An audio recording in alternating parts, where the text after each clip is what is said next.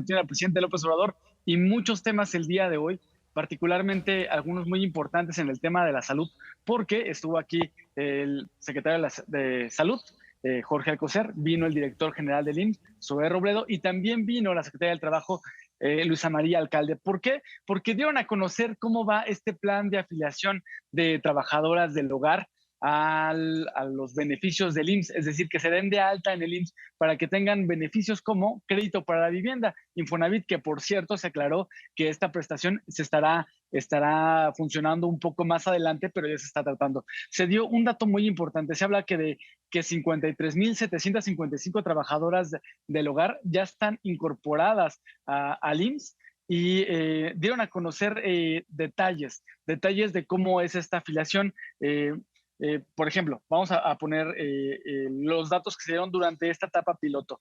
Eh, Se dio a conocer que hay estas 53,000 personas ya incorporadas, el 67% son mujeres, el 33% son hombres, porque no únicamente las trabajadoras del hogar son mujeres, y se da a conocer que el promedio salario que reciben estas personas trabajadoras del hogar son 232 pesos diarios, y destaca que 10,800 ya están pensionadas, es decir, a partir de que se afiliaron a este programa, pues además de poder tener prestaciones, lograron tener una pensión afiliándose a este programa.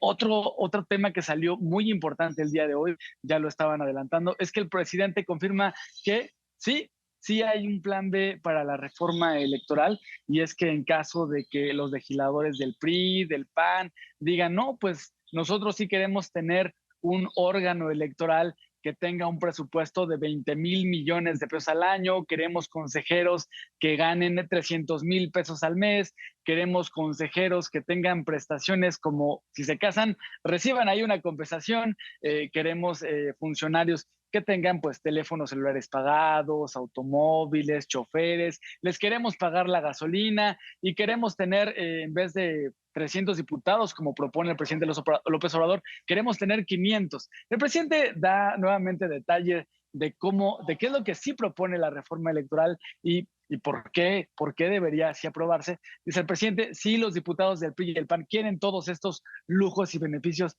para los consejeros, pues bueno, nosotros podríamos presentar una reforma que no requiera la mayoría que requiere una reforma constitucional. El presidente recuerda que cuando es una reforma constitucional se requiere la votación, la aprobación de la tercera parte del Congreso, es decir, 334 votos de los 500 diputados. Y si podemos hacer una reforma a la ley, pueden reformarse las leyes secundarias, de las cuales se requiere solo mayoría simple, de la cual Morena pues sí tiene esa mayoría en el Congreso. Entonces el presidente confirma que sí hay un plan B para aprobar esta reforma electoral. Bueno, no aprobar la reforma electoral, pero sí para buscar que haya un órgano electoral pues más democrático. Con Germando Azul, entre los temas más importantes que se tocaron el día de hoy en la conferencia matutina. ¿Qué les parece? Y por cierto, a propósito de esta guerra de cifras por el evento del domingo, el presidente dice, me excedí, creo que no fueron 60,000, de cualquier manera que le echen ganas, y habló de este proceso en el cual él ha caminado y bueno, pues comentó incluso cómo se subía a los camiones, 30, 40 personas lo recibían para abordar los temas en materia de corrupción, todo lo que decía López Obrador, hay que organizarnos, hay que democratizar al país, y les hace ver a sus adversarios que no es cuestión de un meeting, no es cuestión nada más de un evento y ya con eso resolvimos nuestra queja, sino hay que ser consistentes, ¿no?